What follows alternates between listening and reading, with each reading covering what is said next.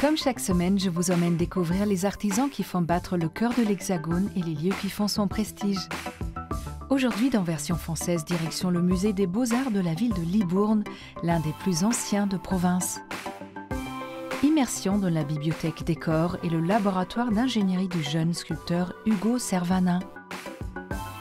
Chez la styliste danoise Cécilie Bansen, le pragmatisme scandinave se mêle au savoir-faire couturier français. Entre design graphique et précision manuelle, place à la broderie numérique chez Lou Deprez. Et juste avant de découvrir l'univers du sculpteur Hugo Servanin, tout de suite notre rubrique Pépites. Pionnière du design et de l'architecture moderne, Charlotte Perriand a dessiné le paysage des Alpes françaises avec son travail sur la station des Arcs en Savoie. À la fin des années 60, elle est chargée de concevoir l'urbanisme et le mobilier de la station. Cette passionnée de montagne d'origine savoyarde applique alors ses principes pour que la station reflète sa philosophie. C'est à l'architecture de s'adapter au paysage et non l'inverse. Disposés en peigne, les bâtiments des Arcs 1600 et 1800 épousent la pente naturelle de la montagne.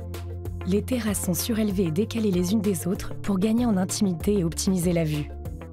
Les logements, simples et fonctionnels, utilisent des modules préfabriqués afin de garantir une construction rapide et économique, minimisant l'impact environnemental. L'optimisation de l'espace est également une priorité. Banquettes et baies vitrées offrent pour seul vis-à-vis l'immensité des montagnes.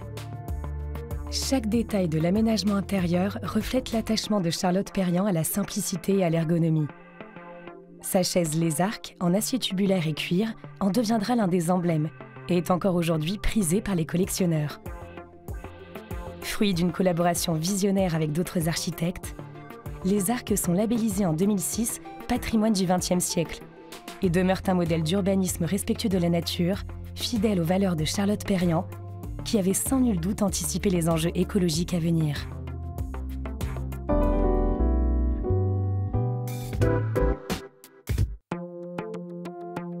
Grâce au duc Decazes, 4000 œuvres composent la collection permanente du musée des Beaux-Arts de Libourne.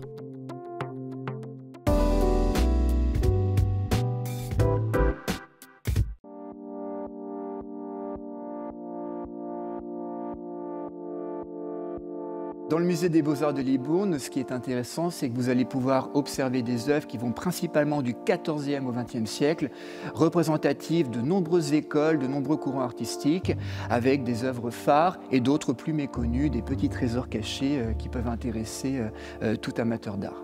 Niché au cœur de l'hôtel de ville de Libourne en Gironde, le musée des Beaux-Arts de Libourne est l'un des plus vieux musées de province. S'il n'a élu domicile dans cette bâtisse gothique qu'à la fin des années 1830, il existe depuis 1818, seulement 30 ans après l'inauguration du Louvre. Un musée érigé sous la volonté d'un homme, le duc Decazes, juriste et homme politique originaire de Libourne, qui a acquis les premières collections de façon assez inédite, grâce à sa position de favori auprès du roi Louis XVIII. Le roi Louis XVIII va permettre à Élie Decazes de choisir au Louvre tout ce qu'il aime, pour le déposer ici à Libourne. On a eu au départ une trentaine de tableaux qui sont arrivés, et c'est comme ça que la collection est née. Parmi les 4000 œuvres que compte aujourd'hui le musée, seulement 160 sont en permanence exposées. Tous les 5 ans, une rotation est effectuée. Mais une pièce ne bouge jamais. Cette œuvre de 4,60 m de hauteur, peinte par Lordon, un élève de David. Acquise par le duc Decazes en 1820, elle fait partie de la collection initiale du musée. Alors ce tableau, justement, lorsqu'il est arrivé à Libourne, les conservateurs du musée ont pris peur par rapport à son format, parce qu'effectivement, il est quand même très grand, très imposant. Ainsi, il a été remisé dans les réserves, où il est resté presque 200 ans, mais il était enroulé. Lorsqu'on a redécouvert ce tableau, on a vraiment constaté qu'il était très abîmé et il fallait le restaurer. C'est pour ça qu'on a fait venir le tableau directement enroulé dans cette salle où pendant 3 ans, il a été restauré en présence du public afin de lui redonner son éclat d'origine. Parmi les œuvres de la première collection, certaines témoignent de la volonté du duc Decazes, qui travaillait pour le roi, de valoriser la famille royale. Ce sont tout simplement des tableaux de propagande. Par exemple ici, vous pouvez voir tout simplement la belle-sœur de Louis XVIII, Marie-Antoinette, qui est représentée avec son mari derrière Louis XVI, avec toute sa famille autour d'elle, en train de donner une petite pièce à une mendiante, puisque ici le peintre veut nous faire croire que Marie-Antoinette fréquentait le peuple et donnait comme ça de l'argent par gentillesse et par amour des personnes qui sont en difficulté, alors qu'on sait très bien, c'est la réalité historique, qu'elle ne connaissait pas ce qui se passait en France à cette époque et les mendiants notamment n'avaient pas accès au château de Versailles et aux jardins qui sont tout autour. La deuxième grande salle du musée est, elle, consacrée à des œuvres plus contemporaines et locales, comme cette collection de toiles du peintre Princeteau, né à Libourne. René Princeteau, c'est un grand peintre animalier du 19e siècle qui a eu énormément de succès au niveau national. À l'époque, c'était vraiment un artiste que l'on comparait à Rosa Bonheur et les deux avaient autant de succès. Malheureusement, les hasards de l'histoire de l'art font que René Princeteau est un peu plus oublié aujourd'hui au niveau des musées. Et ce peintre, il est très intéressant parce que notamment, il est le maître de Toulouse-Lautrec, c'est-à-dire que c'est lui qui a appris à Toulouse-Lautrec la peinture et a notamment réalisé ses premiers paysages et ses représentations d'animaux. Autre rareté visible au musée, cette toile de genre et dont le cadre est d'origine, sculptée en bois de cèdre du Maroc par l'artiste elle-même. Ce tableau, cette fois, c'est un dépôt du musée d'Orsay qui a été accordé au musée de Libourne, où on peut retrouver une très belle scène de genre, où l'on peut voir des musiciens arabes réalisés par une femme artiste au tout début du XXe siècle qui s'appelle Henriette Desportes. Cette dernière, en fait, elle avait pour mission de peindre les scènes locales qu'il pouvait y avoir au Maghreb, afin d'en garder des souvenirs au cas où toutes ces traditions disparaissaient. Sculpture, toile de maître ou d'élève de grand nom, le musée des Beaux-Arts de Libourne surprend par la richesse de sa collection et offre aux visiteurs une belle déambulation dans la tradition culturelle régionale et mondiale.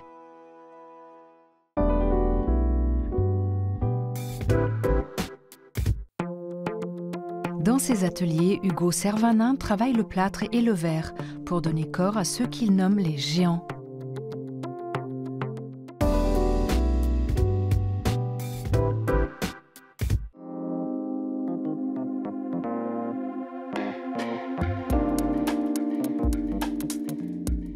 Bonjour Hugo. Bonjour.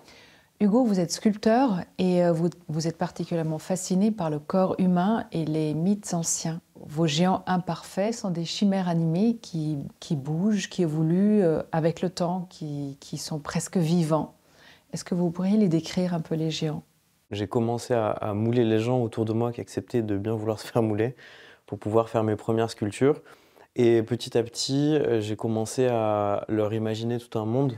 Et c'est à ce moment-là que ce sont devenus des géants, puisque c'est à ce moment-là où j'ai commencé à concevoir mon travail comme une espèce d'histoire, de mythologie, d'êtres sculptures symboliques qui évoluent.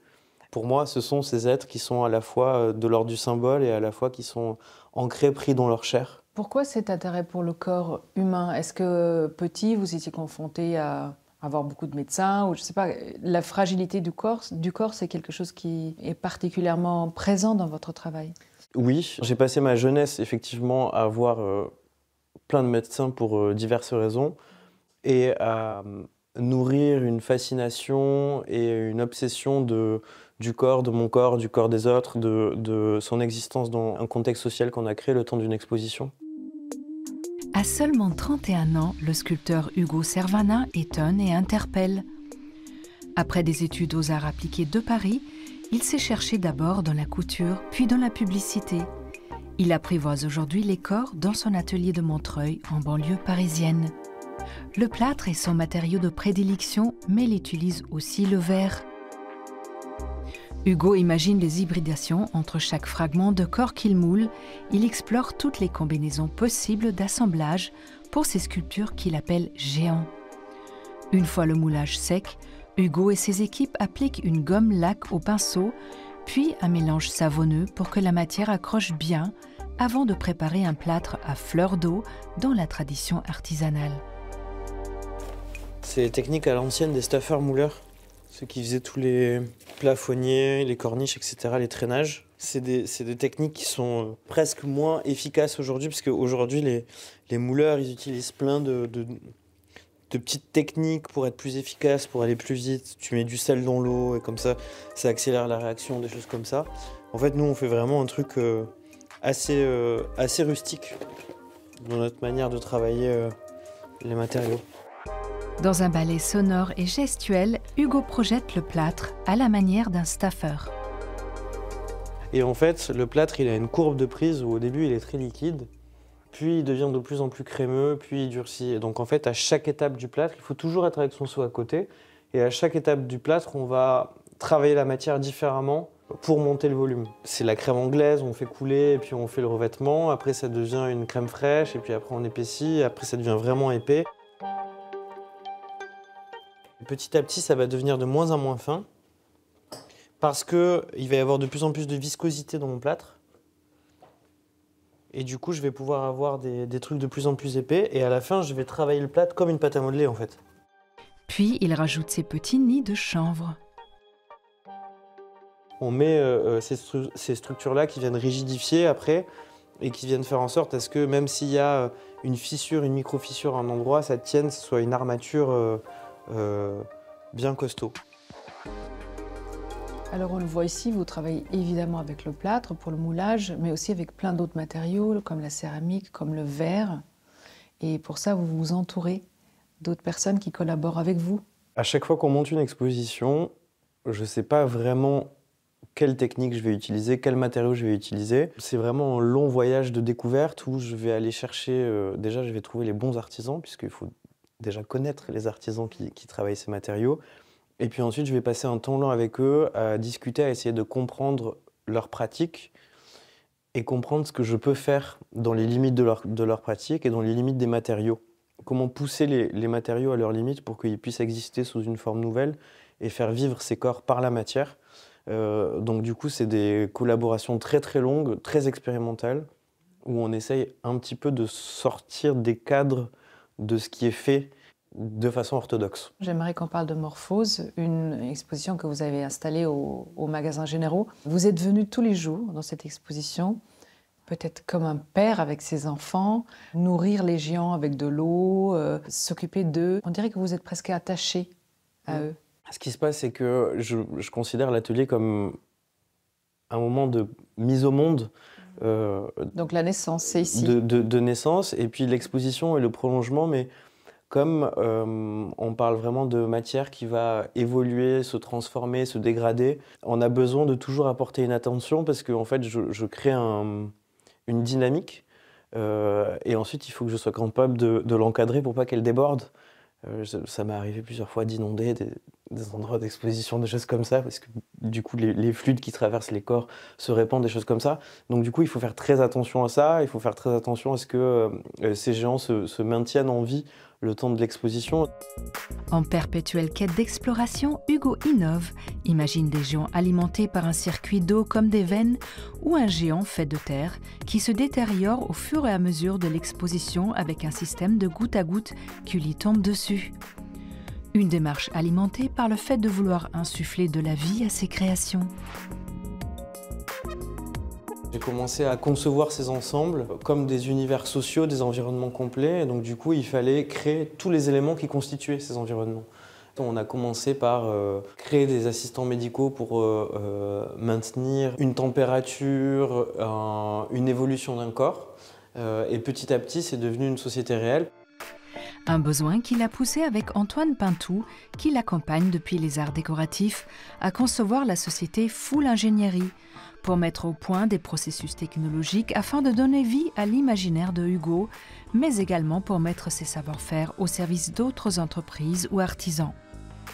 On a développé beaucoup de choses dans beaucoup de domaines différents, intelligence artificielle, programmation, électronique, mécanique des fluides, mécanique tout court. Des inventions qui parfois défient les échelles de grandeur, comme pour un projet créé en plein milieu du désert d'Arabie Saoudite. On a dû faire une fontaine de sable de 8 mètres de haut, et donc là on a dépassé la petite mécanique et la petite électronique, on était vraiment dans l'échelle plus industrielle. On a utilisé des convoyeurs de sable pour remonter du sable et le faire tomber sur une sculpture. Sur quoi vous travaillez? Qu'est-ce que vous essayez aujourd'hui? Aujourd'hui, je travaille sur une exposition où on va cryogéniser des sculptures. Cryogéniser, c'est refroidir à des températures extrêmement basses. C'est une technologie qui est utilisée pour rendre les corps immortels. L'idée étant qu'en étant congelé avant que le corps se dégrade, on va pouvoir se réveiller dans un futur lointain et vivre comme ça des milliers d'années. Et en fait, cette idée-là d'immortalité m'intéresse. Elle a quelque chose de mythologique. Et du coup, l'idée, c'est de transformer des corps en montagne comme des excroissances de corps, d'organes qui poussent sur ces corps parce qu'on les met à des températures extrêmement basses dans des environnements extrêmement humides. Si vous étiez un mythe, ça serait lequel? Si j'étais un mythe, ce serait le mythe de Sisyphe. Sisyphe? Sisyphe, en fait, a sa pierre qui roule en haut d'un sommet et qui redescend encore et encore. Et ces itérations infinies et infinies, ce geste infini, cette danse avec cet élément correspondent très très bien à ce qu'on fait dans cet atelier où en fait on passe notre temps à déplacer les corps pour refaire des tirages encore et encore jusqu'à atteindre une forme qui est au final inatteignable aussi. Donc ouais, on est assez proche de ce mythe dans l'atelier. Qui au final est imparfait. Qui au final est imparfait, n'a pas de limite. C'est une course Infinie. Infinie. Ouais. Merci beaucoup Hugo. Merci.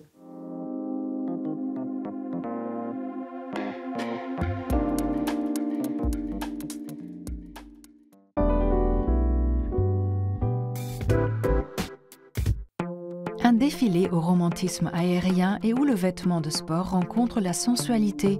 C'est tout de suite avec Cécilie Bansen.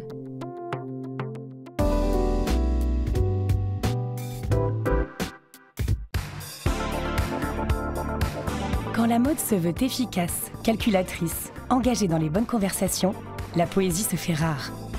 Pour la trouver, rendez-vous chez Cécilie Bansen.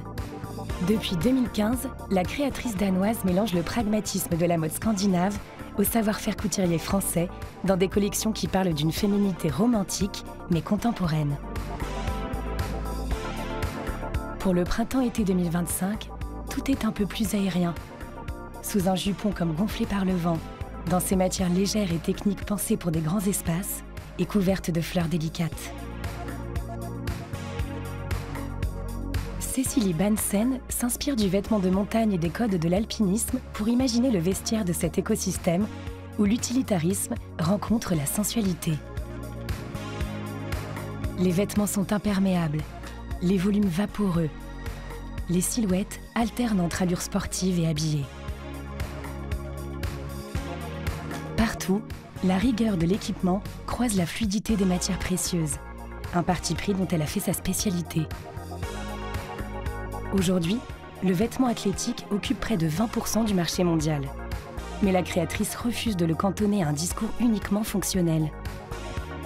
Elle l'ancre dans un imaginaire fertile où les volumes, les fronces et les broderies rendent à des pièces devenues passe-partout leur lettre de noblesse. En explorant sa part de rêve et sa sensorialité, elle renouvelle un secteur saturé et prend le contre-pied de sa dimension brute et pragmatique avec des petites robes aux bretelles sanglées qui évoquent le parachute dans sa dimension la plus onirique ou des parkas qui nous emmènent tout droit dans les nuages.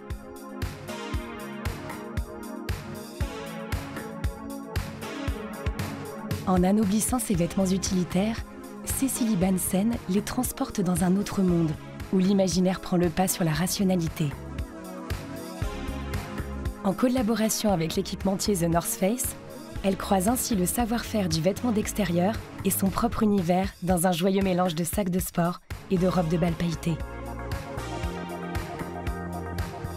Au-delà d'une esthétique qui interpelle, c'est une réflexion sur le rôle du vêtement technique que propose la créatrice. Alors qu'on l'associe à une philosophie performative et à l'obsession de l'époque pour un corps athlétique et vigoureux, elle résiste aux sirènes du bien-être obsessionnel et rend sa part de rêve au vestiaire des grands espaces.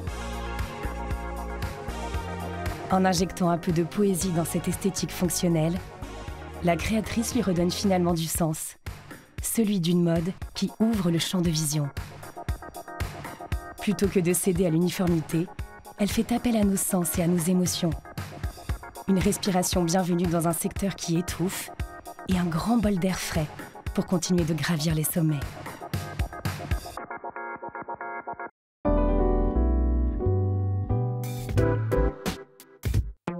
Audrey Paul, fondatrice de la marque de luminaires brodés Loup de Près, nous dévoile les arcanes de ses créations numériques et lumineuses.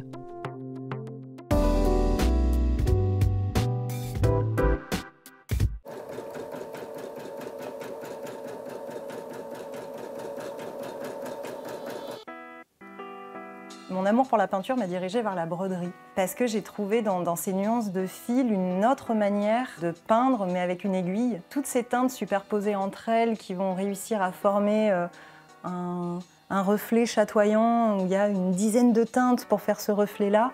Et du coup, je brode à la manière d'un peintre.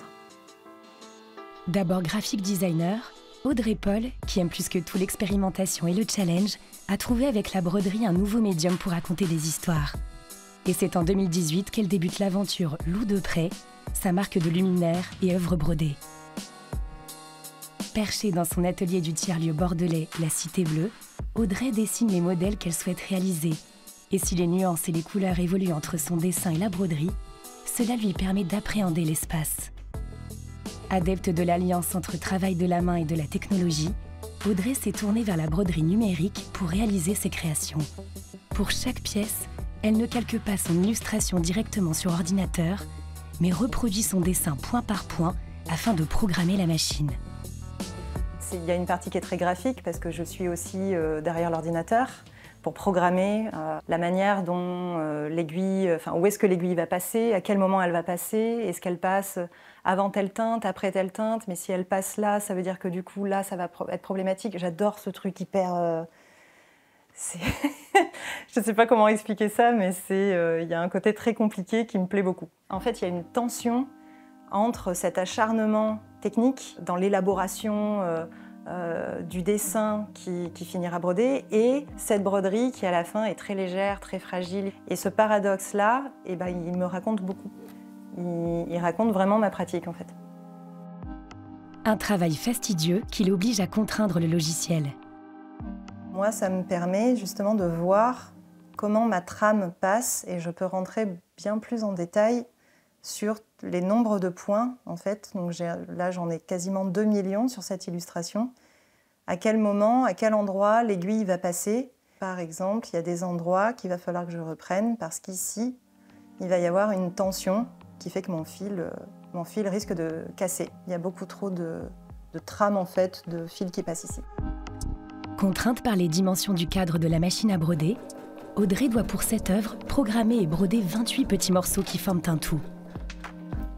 Et même si c'est la machine qui brode, Audrey n'est jamais loin. Elle accompagne et surveille le mouvement.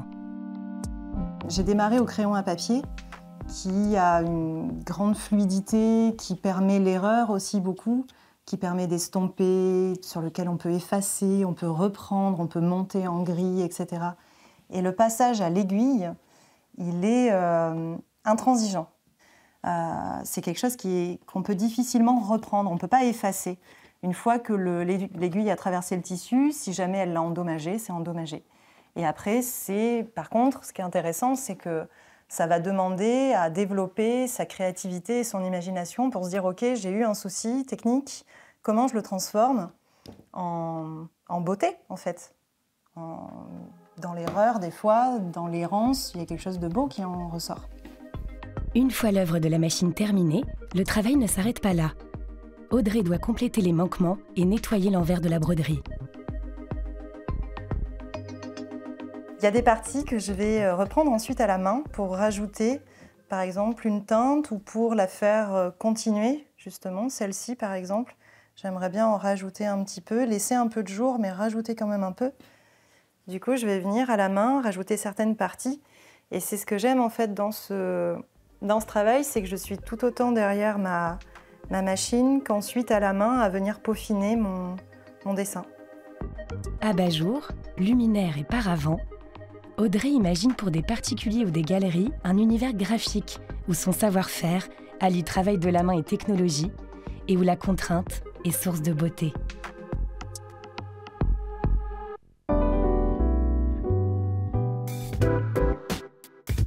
Version française est déjà terminée, mais on se retrouve très vite pour toujours plus de découvertes. Bye!